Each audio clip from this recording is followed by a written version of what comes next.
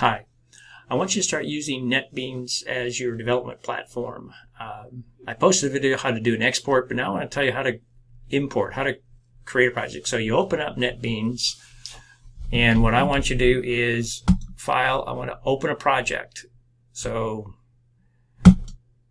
for the project, it's definitely going to be in your HT docs.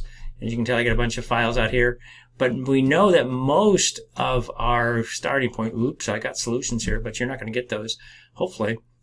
I want to look at EX starts, and I want to say, let's open up EXT starts chapter 2, exercise 1, and hit open project.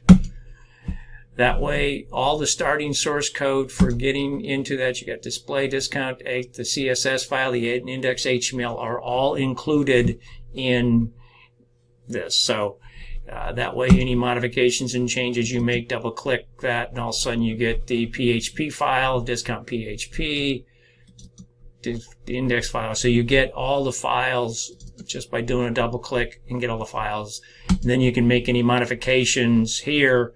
And I think you'll find that NetBeans is probably a better tool for you long term, because this way you can make changes, modifications, and then if you want to run your program once you get it done, you can run the project, you can run it up here, down here, you can debug it.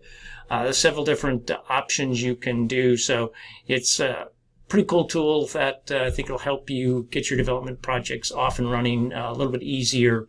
And then when you submit them, you're just going to follow the other video, but basically you're just going to go here, export. It's going to say to zip, but you got to make sure you put that zip. Once you create a file name and a location, you want to make sure you add that zip extension. Otherwise, it thinks it's a binary file and nothing works. So hopefully that helps. If you have any questions, get a hold of me. Talk to you later. Bye-bye.